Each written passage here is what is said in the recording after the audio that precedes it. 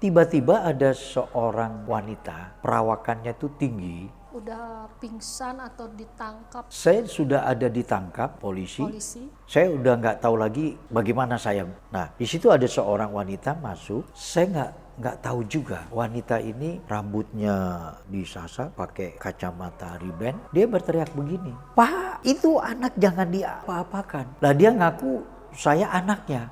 Saya tahu, Bu, mama saya itu ada di rumah dan itu bukan mama saya. Saya percaya itu Tuhan sedang mengutus malaikatnya.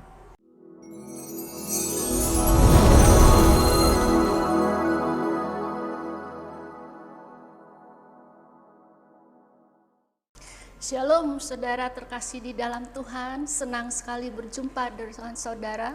Bersama saya Heni dalam program tayangan Serpian Kata, yang mana program ini membahas tentang kehidupan, pengalaman pribadi, bahkan hal-hal yang dahsyat yang Tuhan kerjakan di dalam setiap kehidupan orang. Nah, masih bersama saya dengan Pak Andi Siswanto. Kembali ke dalam topik perbincangan kita, bagaimana seorang hamba Tuhan yang dipakai oleh Tuhan dengan luar biasa mengalami hal-hal yang dalam kehidupannya memberkati kita. Nah, sekarang telah hadir di sini Pak Andi, sudah meluangkan waktunya. Baik, Ibu. Siang Pak. Selamat siang. Sehat ya Pak ya. Haleluya, puji Tuhan. Kami masih ada penasaran dari pemirsa juga, kadang pengen lebih lagi untuk mengetahui Bapak tentang hal-hal masa lalu, masa mudanya. Oke. Pak ya. Kemarin sudah kita dengar tentang cerita-cerita Bapak yang mengalami kebaikan Tuhan melalui pernyataan-pernyataannya ya Pak ya. Oleh sebab itu yang saya ingin tanyakan nih Pak, setelah Bapak sudah menemukan jawaban-jawaban dari apa yang Bapak pikirkan, nah itu Bapak masuk nggak ke dalam tahap-tahap sesudah percaya, dan apalagi yang kira-kira Bapak bertindak selanjutnya untuk panggilan ini Pak? Ya. Terima kasih Bu Heni. Ya. Pada kala saya mengalami berbagai proses untuk menentukan percaya, ya. Ya. Ada masa-masa yang memang saya nggak akan pernah lupakan, dan masa-masa itu sangat indah ketika memang di masa remaja, pemuda gitu ya Bu. Itu boleh dikatakan masa-masa yang cukup hampir boleh dikatakan masa-masa yang sangat progres ke depannya ya. Iya. Nah, satu hal gini ya Bu Eni, saya pernah mengalami satu kondisi keadaan yang mengapa saya katakan saya tidak pernah lupakan peristiwa itu. Terjadinya begini. Saya ini berlatar belakang kan memang dari keluarga yang tidak mampu. Iya. Seperti di awal yang saya pernah ceritakan. Iya. Ya. Lalu di situ saya prihatin sekali dalam hidup ini. Maka saya harus menjadi seorang yang tidak ingin memberatkan atau membuat sulit orang tua. Sehingga saya pikir saya harus menjadi anak yang pintar gitu ya. Mandiri Mandiri, gitu ya Pak ya. betul. Nah, maka dari itu akhirnya saya mengambil satu jalan keluarnya adalah saya harus pintar, saya harus bisa gitu ya. Nah, itu yang membuat Bapak terobsesi betul, dengan keadaan latar belakang masa lalu, keluarga ya, gitu Pak. Betul, itu yang memprihatinkan saya sehingga saya sangat melihat dari keluarga, khususnya karena mama saya single parent, dan akhirnya kerinduan saya itu tercapai untuk masuk salah satu sekolah yang kala itu di Jakarta Selatan. Sekolah tersebut ini memang sekolah yang sangat favorit sekali. Mengapa saya katakan favorit? Karena sekolah ini banyak diincar oleh pelajar-pelajar, khususnya adalah sekolah menengah pertama, SMP ya.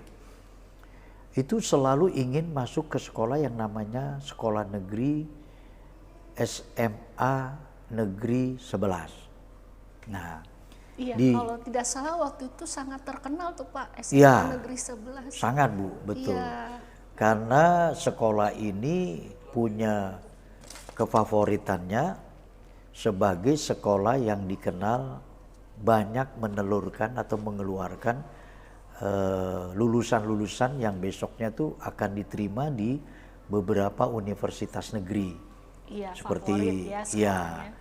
seperti ITB, UI, Undip dan seterusnya.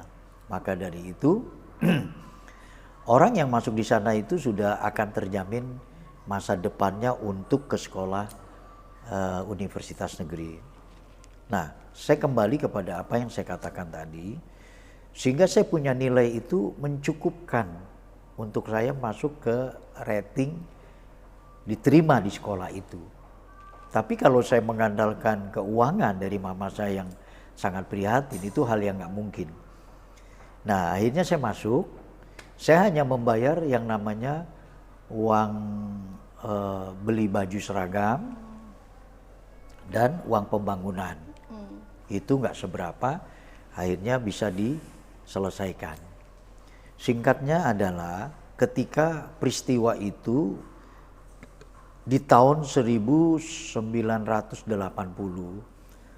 itu pernah terjadi peristiwa yang cukup membuat kondisi keadaan sekolah itu sangat membahayakan dikarenakan anak-anaknya, khususnya siswa-siswa yang masih kapasitasnya boleh dikatakan usia produktif begitu ya. Biasa masa-masa remaja itu ya Pak, mungkin masih mencari jati diri, Betul. ya, masih dalam tahap emosional tidak terkendali, Iya. dan juga kenakalan-kenakalan remaja lah ya Pak, yang Iya, seperti iya. sekarang juga masih banyak tawuran Betul. atau apa. Nah Bapak pernah ada di posisi itu Pak? Oh ya, itu Biasa anak-anak nakal ya. ya. Nah, ini yang tadi saya mengatakan saya tidak lupakan karena peristiwa itu adalah saya sebetulnya sudah menjadi guru sekolah minggu. Oh, Ya, luar biasa, sudah Pak. menjadi guru sekolah minggu. Jadi saya ngajar sekolah minggu di gereja kalau pada hari Minggu.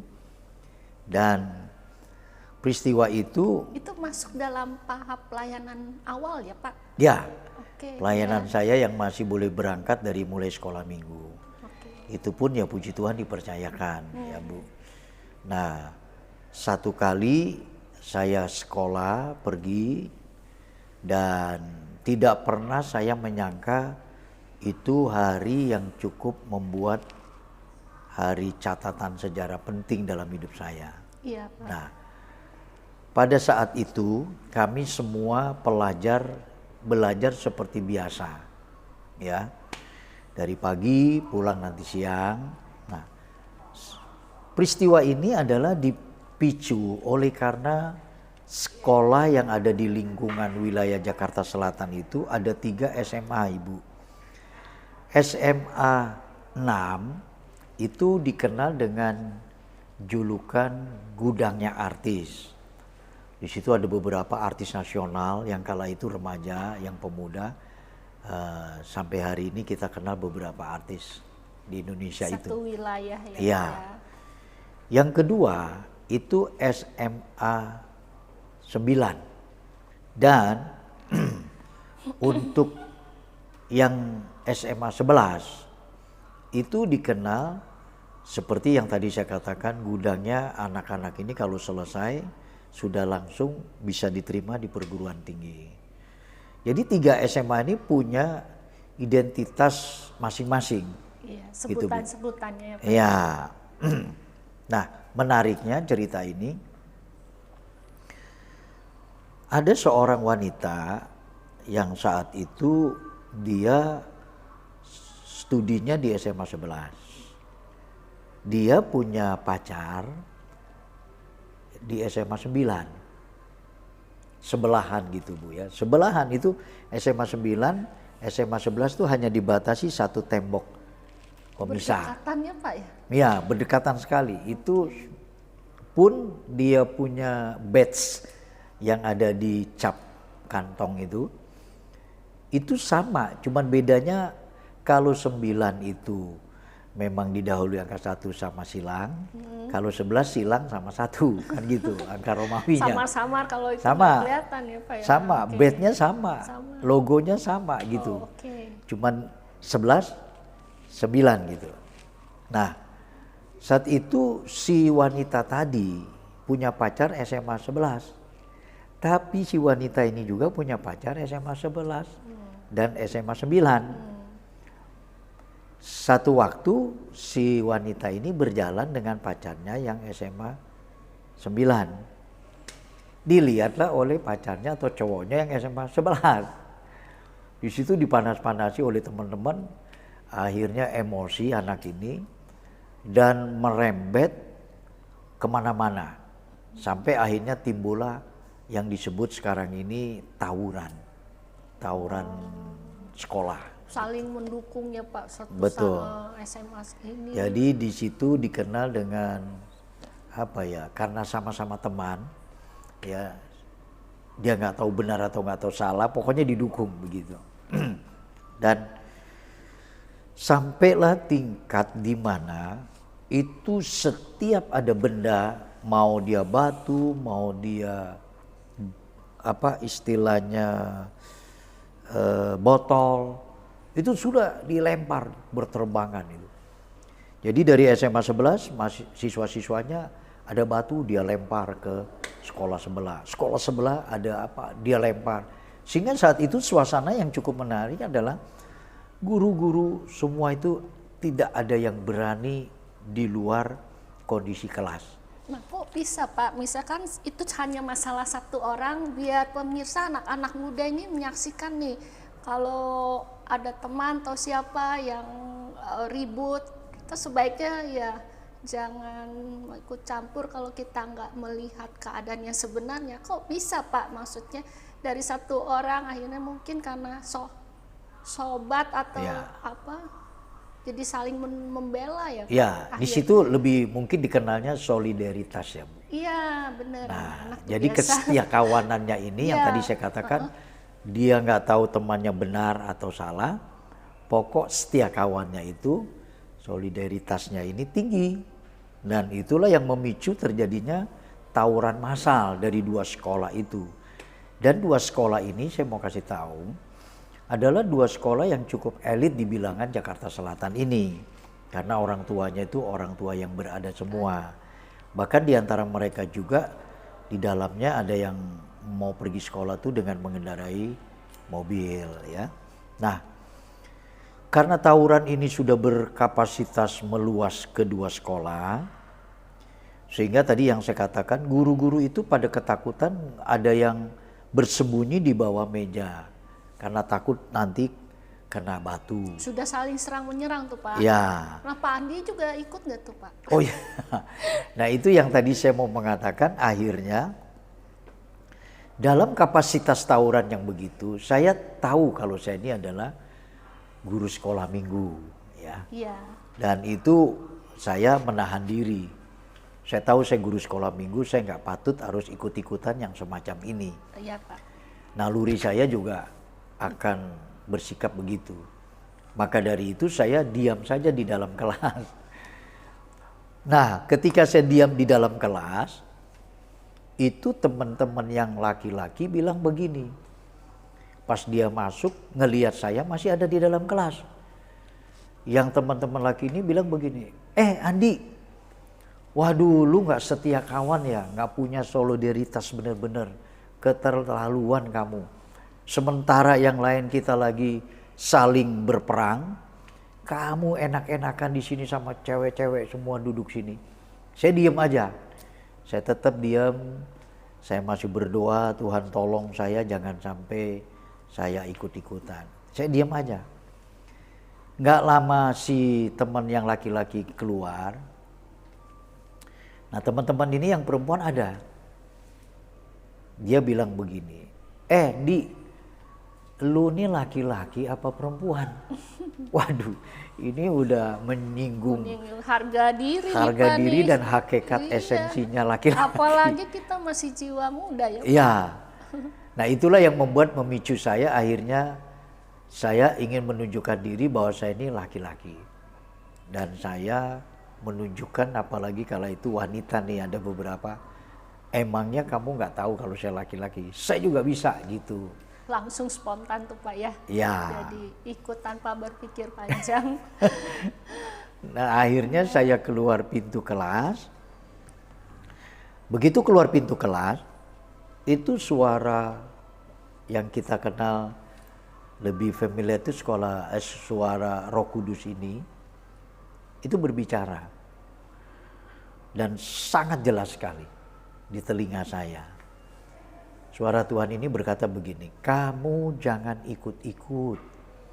Kalau kamu ikut-ikut, bahaya gitu. Ibu tahu nggak, sampai saya berkata begini dengan tangan saya ekspresi. Alah, masa bodoh, saya bilang begitu. Sampai. Saya tepis suara itu, masa bodoh. Nah begitu saya keluar kelas, saya lari. Saya ikutin teman-teman yang lain. Padahal saya nggak tahu apa yang saya harus juga buat. Cuman saya ikut aja dalam ketawuran itu. Nah begitu saya keluar lagi ke pintu gerbang, di sana baru halaman bebas, milik umum gitu ya. Nah di situ suara Tuhan bicara lagi untuk kedua kali. Suara itu berkata begini, kamu jangan ikut-ikut. Kalau kamu ikut-ikut, itu fatal kejadiannya sama kamu. Bahaya. Kedua kali saya berkata sambil dalam hati, sama saya ekspresikan tangan saya berkata, masa bodoh, saya nggak mau tahu, saya bilang begitu, masa bodoh aja gitu. Nah Pak, itu biasanya apa yang membuat Bapak menjadi satu perlawanan antara iya ikut atau bisikan Roh Kudus? Mungkin anak-anak sekolah juga pengen tahu Pak. Biasanya mereka juga pasti ada yang udahlah nggak usah ikut campur, ada yang gue juga bisa atau apa. Nah apa yang membuat Bapak mengalahkan bisikan Roh Kudus lalu ikut dengan mereka? Ya, yang pertama ya Bu, saya lihat adalah kasus di mana itu kejadian yang massal begitu banyak. Itu sulit untuk dikendalikan. Jadi itu sangat mempengaruhi situasi kita di kala itu. Respect ya Pak. Ya. Yang kedua, memang masa muda itu belum punya satu pegangan yang tadi Ibu katakan, jati diri, belum menemukan. Jadi masih mencari identitas diri. Iya, Jadi itu gampang ya, nggak tahu apa yang harus dia lakukan. Nah, untuk itulah suara yang kedua ini saya tepis kembali, lalu ikut-ikutan saya. Saya lempar sana, lempar sini. Pokoknya saya teriak aja, padahal saya juga nggak tahu yang mana saya harus lakukan. Itu. Nah, sampailah peristiwa aparat turun tangan. Mengapa aparat turun tangan? Karena ada situasi yang kalau tidak segera diatasi, ini sudah membahayakan sekitaran wilayah daerah itu. Ya. Sudah membesar. Iya, dan lebih mencekam lagi. Iya. Bahkan saat itu dikatakan sekolah itu sudah mau dibakar. Saya melihat sendiri teman saya itu sudah menuang bensin ya. Jadi itu sudah dia tuang itu bensinnya di atas sekolah itu. Cuman korek apinya di ketes-ketes gini nggak bisa nyala-nyala. Seandainya dia ketes langsung nyala, itu pasti sudah tersulut dan akan terbakar sekolah SMA yang sebelah Bapak kita. melihatnya secara langsung Saya lihat. Dan saat itu pula akhirnya datanglah pasukan yang memang untuk mengamankan situasi. Saat itu bernama Kesatuan Sabara. Nah, dari situ lalu mereka berbaris dan mereka akan meringsak ke dalam untuk mengambil satu tindakan. Nah, teman-teman ini udah tahu ini pasukan anti huru-hara yang memang nggak bisa dikendalikan lagi. Mereka pakai tameng, pakai helm, pakai karet strum. Ada teman-teman yang menginstruksikan begini, masuk, ayo kita masuk semua, masuk. Wah, kita masuk. Semua kita masuk itu, ada aba-aba. Begitu kita masuk ke dalam halaman sekolah, pintu itu ditutup oleh teman-teman. Pintu gerbang untuk orang lewat, bukan pintu gerbang kendaraan mobil bisa masuk, itu sudah tertutup. Dan pintu gerbang yang orang lalu lalang ini ditutup. Nah, begitu pintu ditutup, maka polisi ini tidak bisa memasuki wilayah steril yang ada di dalam sekolah.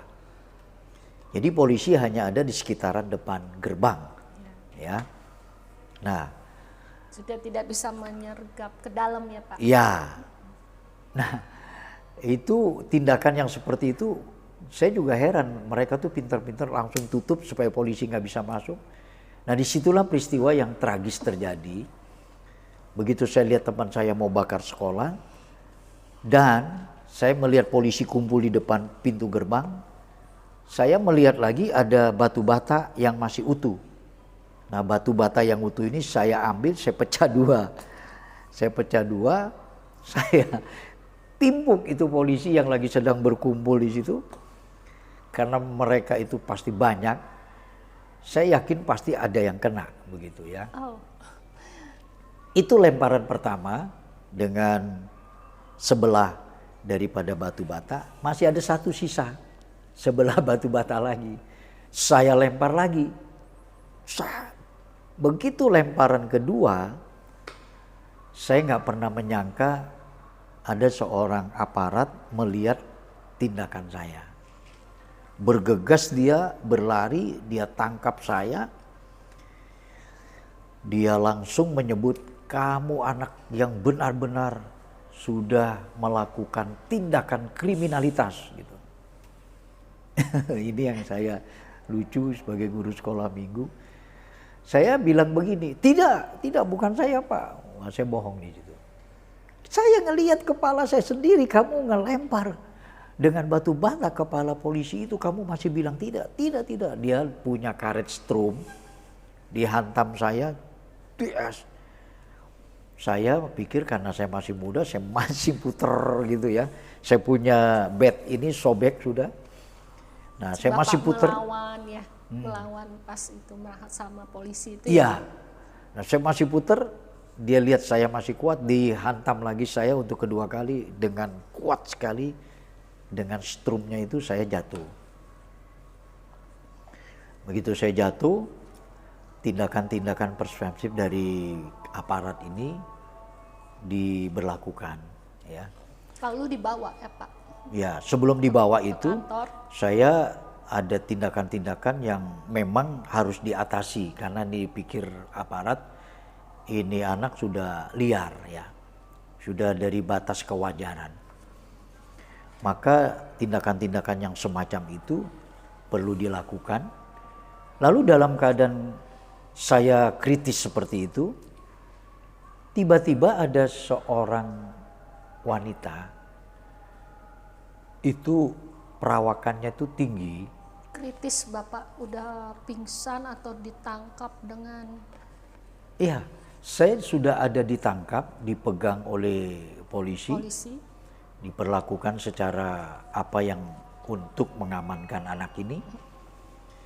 Saya udah nggak tahu lagi bagaimana saya beberapa jam ke depan. Nah, di situ ada seorang wanita masuk. Saya nggak tahu juga wanita ini rambutnya disasar pakai kacamata riben. Dia berteriak begini, Pak, itu anak jangan dipukul. Pak, anak itu jangan diapa-apakan. Lah dia ngaku saya anaknya. Lah saya merasa ingin bebas, ingin terlepas. Saya ngaku, Pak itu mama saya, Pak itu anak saya, Pak itu mama saya, main aku-akuan. Itu anak saya Pak, itu mama saya Pak. Polisi sampai bilang tidak. Anak ibu telah melakukan tindakan kriminalitas, kejahatan karena melempar polisi dengan batu. Saya tahu Bu, mama saya itu ada di rumah dan itu bukan mama saya. Saya percaya itu Tuhan sedang mengutus malaikatnya. Tapi tujuan Bapak supaya saya lepas aja gitu. Tujuan ya? saya itu. Dalam hati saya nih bahasa yang saya Biasa. bisa kenakan. Mumpung ada yang ngaku saya anaknya. Mumpung, iya. Saya ngaku dia mama saya. Iya. Padahal itu bahasa sangat jelas. Dia mengaku saya anaknya. Maka saya ucapkan juga, Pak itu mama saya. Polisi sampai juga mengatakan kata tidak. Anak ibu telah melakukan tindakan kriminalitas. Kan nyambung ini. Nyambung Pak. Nah, Tapi bukan seorang guru, bukan teman, Bukan. tiba-tiba masuk. Iya, Ibu perhatikan, begitu ini orang masuk ke dalam, beberapa lama kemudian saya sudah nggak ngelihat lagi itu orang. Saya coba melihat lagi tapi sudah nggak ada. Karena saya ingin tahu, tapi dalam posisi saya yang terjepit dengan satu sikap, saya mau dibawa. Nah, saya hanya satu percaya itu malaikat Tuhan. Nah, cara Tuhan bukan satu, begitu banyak. Ini tidak bisa, dia bikin salah satu cara yang lain. Nah, begitu saya keluar dari pintu gerbang, polisi yang lain berkata begini, ini anak dari tadi memang saya lihat lari-lari. Ini anak memang bandel ini dari tadi lari-lari. Pindah, begitu pindah saya dituak-tuak. Nah udah, teman-teman saya di belakang. Pagi itu seorang diri dengan tidak ada teman-teman yang Sudah nggak ada tawuran yang itu. berani dalam kasus seperti itu, Bu. Yang Nah, ditangkap itu Bapak. ada beberapa, cuman Oke. yang saya menjadi fenomenal. Karena saat itu menjadi suatu drama yang begitu cukup tragis, menjadi pusat perhatian. Mengapa saya katakan, teman-teman saya ini di belakang dari pagar itu, dia berkata begini, itu Andi ditangkap. Waduh, kesian itu Andi ditangkap begitu. Siapa yang bisa tolongin dia ya? Kesian itu, dia bilang. Saya cuma nengok ke belakang, mereka udah nggak bisa tolong. Nggak bisa tolong. Nah, saya ingat apa yang dikatakan suara Tuhan tadi. Kamu jangan ikut-ikut. Kalau kamu ikut-ikut bahaya. Kamu ikut-ikut tuh fatal. Bapak seperti ada satu penyesalan nggak tuh? Oh, bukan Kenapa nyesel tadi lagi di situ, saya Saya bukan nyesal lagi, nggak itu udah. dengar suara Roh Kudus. Iya, sesangat di situ mengakui bahwa saya adalah di posisi yang sangat salah. Maka dari itu ekspresi saya Iya Pak. mengingat peristiwa ini, suara ini mengingatkan, akhirnya saya berteriak kencang. Saya angkat tangan ini yang kiri dan kanan, saya berteriak, Yesus tolong saya Tuhan, saya anak durhaka, begitu. Bapak Iya. berteriak gitu. Saya berteriak. Karena sudah tidak tahu lagi ya Pak. Nggak ngerti lagi. Nah, dengan saya berteriak begitu, ada wartawan foto, saya sudah dalam posisi yang sangat nggak tahu bagaimana.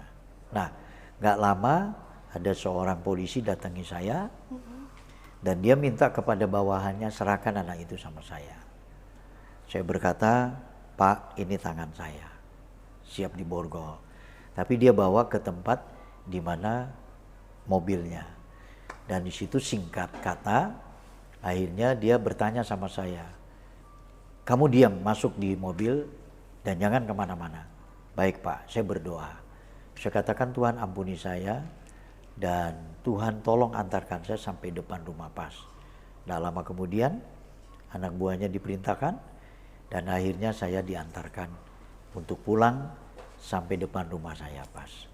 Dan itu pengalamannya yang tidak saya pernah lupakan. Maka dari itu saya mau mengatakan sama ibu, nah inilah yang saya Ada, dapat. Pak, Wah ini, masih disimpan. ini sangat. Nah, saudara-saudara boleh lihat nih. Ya, ini adalah tokoh yang tidak patut dicontoh. Ya, rambut saya masih gondrong. Pengalaman-pengalaman Seorang, lama ya Pak. ya seorang pelajar sedang dibawa petugas keamanan. Dan ini sekolah yang sedang hancur, dia punya kacanya dan seterusnya. Maka dari itu saya mengatakan pengalaman ini nggak akan saya lupakan. Seperti itu Bu, itu proses yang Menjadi Tuhan kerjakan. momen-momen yang membalikan semua ya, Ya. keadaan. Ya. Dan itu cukup menarik. Ya saya mendengarnya aja Pak, wah luar biasa ternyata punya masa remaja yang begitu spektakuler ya Pak. Oke, makasih Tapi ya Pak. jangan dicontoh. Jangan dicontoh ya teman-teman, yang anak-anak muda. Makanya kalau bertindak itu kita harus lebih dahulu berpikir ke depannya bagaimana. Jadi jangan setiap kita emosi atau apa kita ikut aja teman. Dan kita harus dengar dorongan Tuhan, dorongan Roh Kudus. Amin. Karena di hati kita punya hati nurani antara baik dan benar. Amin. Makasih Pak Andi untuk Sama-sama, Bu. waktunya. Ya. Nah, saudara, demikian bincang-bincang kita dengan Pak Andi Suswanto, seorang hamba Tuhan. Dan kita juga dalam kehidupan kita tidak terluput yang namanya masa-masa yang pahit, masa-masa manis. Tapi semuanya itu membawa suatu kita proses lebih lagi menjadi orang yang lebih baik. Nah, jangan lupa untuk di like, share, dan kita menantikan komen saudara. Karena dukungan kalian adalah semangat bagi kami. Sampai jumpa di tayangan program berikutnya. Terima kasih, Tuhan Yesus memberkati.